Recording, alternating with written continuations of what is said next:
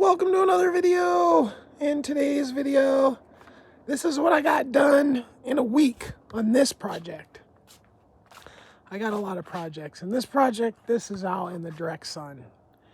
And it just gets too hot to be out here more than just a certain amount.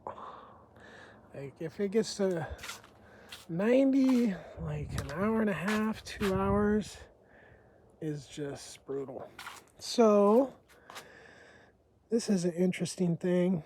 We have brakes on the back and no brakes. So I want to use half of this, cut these two because these ends are buggered and those ends are okay. But it looks like this part here is actually like kind of sandwiched in that brake part.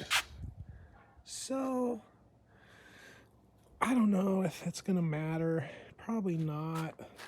But it'll look a little weird if anybody takes both the tires off at the same time. They'll be like, why is there brakes on one side?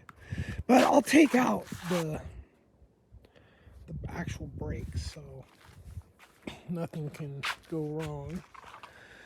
So here we are. What I have left to do while it's like this is I gotta continue this cut here, trying to get this piece off. And I gotta grind this whole side down. And then that's pretty much it. At that point, I'm gonna flip it over. And then when I flip it over, I can cut off all this stuff. It's a pretty, they got kind of clever little way they did this almost little beaver tail here. See, because this beam right here is straight, 16 feet, right? You see this down tapers on the bottom. So this thing is a freaking festival of angle iron. It's almost all angle iron except for that. So the angle are in here. This is a piece of angle here. So all the way the deck has the angle stood up. Stood up. And then it doubles up and goes and it folds one over. So instead of it being up, it's folded over. And then the last one they actually cut and put in there. So, and that's how they get it to drop down.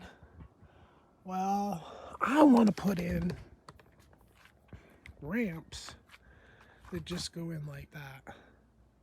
So what's in the way of that in their design is they've got, I don't know what this part's called, but you can see this is, it's obviously pretty bent, but they use this, which is kind of substantial. That's actually 2 pieces of angle iron there to just give this some rigidity, which I typically think those are just hanging there without this connection in the center. And I guess it just all depends.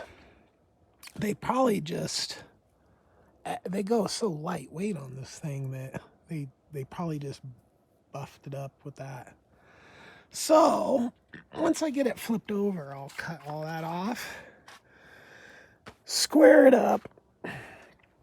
But the problem that I'm like trying to figure out is this part right here that's supporting that back is right in the way of where ramps would go in and out.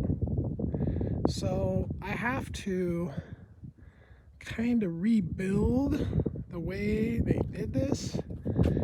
I kind of want to keep the drop because this is better, but I got to figure out I got to rebuild the whole back part of that somehow, and I haven't quite figured that out yet. Obviously I'm taking the old rack out of the way here, that's, and taking out that connection there, and then when I put the axles on there, I'm actually moving the axle. So this is the midway point right here. this is where the center, this was here before the accident, right? Well, I'm going to move that up to here so it's more in the center. And then also this, I'm going to make this part longer, probably like 2 feet longer. So the overall trailer will be longer when I'm done. And the reason I'm doing that is because the box goes right here. So I want to give that a nice amount of room so there's really no jackknife into that box potential, right? So that box, you can't jackknife it, is the theory. And this is all going to come out, right? This is all going to be new. And this, hopefully, I can use for the water hauler that I'm hopefully going to be able to build out of scrap, which I have a couple pieces left over from my last water hauler build. But I'm like, you know, I want to build this out of scrap.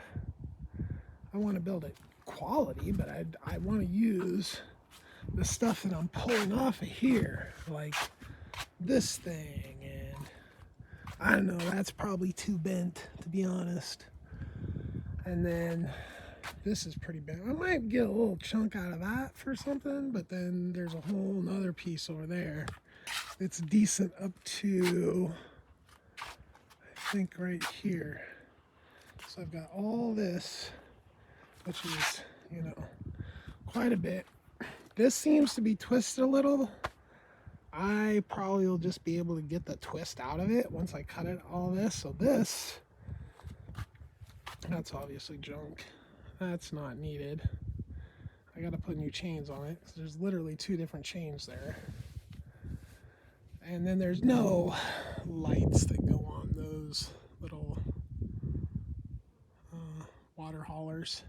And actually what I'm gonna do to keep, so you gotta keep it from sliding back and forth and left and right. Okay, so right now the only part that I'm kind of missing on the water hauler are like this main rail here, which I do have some scrap, or not scrap, I do have some stuff in the back that I can use, but again, I want to use up this stuff first. This is going to be cut. This is probably going to be the back. That's going to be the front. But then what I figured out is I'm going to cut this in half, and this itself is going to be one on each side. So I'll cut it in half right on the line there, right? And then I'll get some more of that, whatever gauge that is, and I'll just pluck a freaking straight thing down, and there's the fenders for the water hauler. But not only the fenders, but also the sides that keep the tank from sliding back and forth as well, right? So it'll be just less material that I need to get the same thing accomplished. But hopefully I'll be able to get my support rails out of my whatever the axle sits on, or the springy things, whatever the springy things sit on. Hopefully I'll get that out of there. And the only material I have to use, and I might not even have to use that, I don't know, this thing here might be good enough, because my goal is to just build a water hauler from the scrap that I pull off this. That's the goal, right? And then sell that for like $1,000. That's a good fair price for a water hauler of 3,500 pound axles. I see people out here hauling water on freaking 1,200 pound trailers. That I think is 300 gallons, right? And a gallon's like 8 something, so it's like 2,900 pounds or something like that. So the handle to realistically move those, this is a 3,500 pound axle. That's where you want to be, right? So that's how much work I got done on this project in a week, and that's what I got next. And once I get this flipped over and I get everything cut off it, it's got a twist or bend in it, right? I'm gonna be able to just chain it down to the deck and use jacks, possibly the backhoe, depending on how, to get it close. But then when I see that I'm gonna buy like a 2-inch wide and then this same height box tube, right, to run down both sides, and that'll be how I increase this trailer's usable weight. I mean, it's got two 3,500-pound axles. I'm putting two 7,000-pound axles. I'm doubling this. So these rails along the side will be how I do that. Now that side's actually pretty straight. You can look down it, and it's not that bad, right? I don't know how that's going to show up, right? So once I get everything cleared off that side, and I get it straight, which will probably be close, but then when I do weld that on, and then I go out this one, which is the one that's a little bit wonky, I'm cornered off that. I'll have, so my measurements will all be perfect, right? I'll have the one going across the back. I'll have figured that out by then. The one going across the front, and then the one going on the side. So then I can use clamps to make this straight into that new beam, right? So this thing will be stronger as well as it needs to be because I'm increasing the weight, but it's also going to pull it into perfect squareness by the way I'm doing it, right? I think it's already square. I don't think it's a square issue. I'm not even sure how it's bent because the jacks are uneven right now. So, but I just have them there. I have a couple more steps, and then I'm going to flip it over and cut off the rest of the stuff.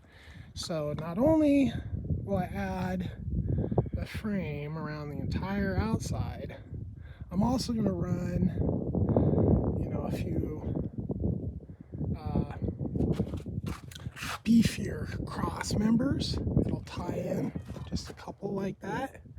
And I think I'm actually going to run a triple, so there'll be a center when it comes down here instead of just having the two. So I'll have 2 and 3. So when I move those out, this will be a wider space here. But then I might even take that and do a single beam that goes out there to really give it. The further your tongue sticks out, the more control you have backing up. So, all right, that's where we're at. 1 week later. Like, subscribe. Thank you for watching my video.